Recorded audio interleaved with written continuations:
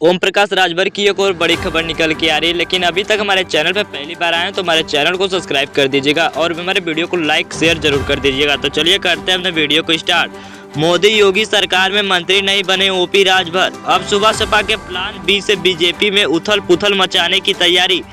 लोकसभा चुनाव में उम्मीदवार उतारने को लेकर सुहेलदेव भारतीय समाज पार्टी ने यूपी की 3 सीटों पर दावा ठोका है।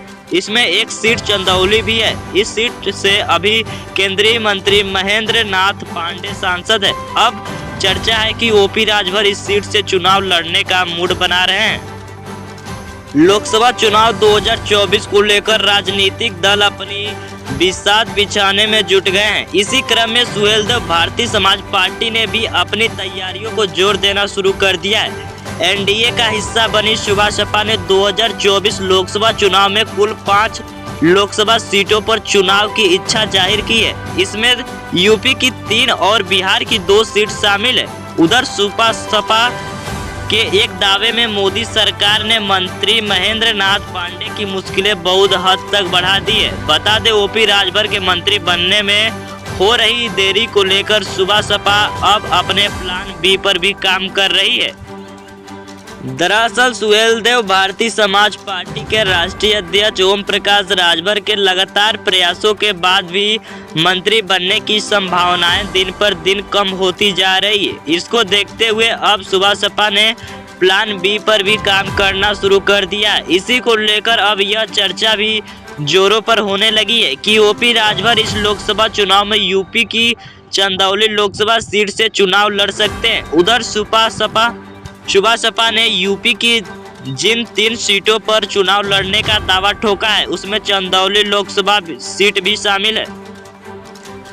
बेटे अरुण राजभर ने की पुष्टि। ओपी राजभर के बेटे अरुण राजभर ने एनबीटी ऑनलाइन से बातचीत में कहा कि ओम प्रकाश राजभर चंदौली सीट से चुनाव लड़ सकते हैं। उन्होंने बताया कि चंदौली सीट पर हमारे 3.5 लाख वोटर हैं। ऐसे में केंद्रीय मंत्री महेंद्र नाथ पांडे की मुश्किलें बढ़ना तय मानी जा रही है, क्योंकि मोदी सरकार में मंत्री महेंद्र नाथ पांडे उत्तर प्रदेश की चंदौली से लोकसभा सांसद है। यूपी बीजेपी के अध्यक्ष रहे महेंद्र नाथ पांडे ने 2014 और 2019 लोकसभा बीजेपी के टिकट पर लड़ा था। दोनों ही चुनाव में महेंद्र नाथ पांडे ने जीत दर्ज किया था।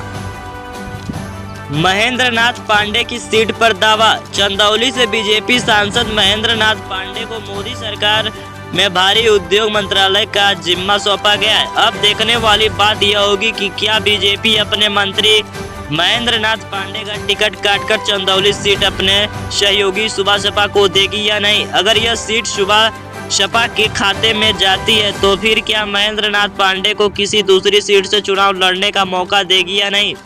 सुबह सपा के चंदौली सीट से चुनाव लड़ने के दावे के बाद अब ये सवाल भी उठने लगे हैं। नहीं बन रही ओपी राजभर की बात। सुहेलदेव भारतीय समाज पार्टी के एनडीए में शामिल हुए 6 महीने से ज्यादा का वक्त हो गया है। एनडीए का हिस्सा बनने के बाद से सुबह सपा मुखिया व पूर्व मंत्री ओम प्रकाश राजभर योगी सरकार में कैबिनेट मंत्री बनना चाहते हैं। इसी के चलते ओपी राजभर कई बार मंत्री बनने की तारीख भी बता चुके हैं। इस सिलसिले में दिल्ली से लेकर लखनऊ तक बीजेपी के कई बड़े नेताओं से मुलाकात भी कर चुके हैं।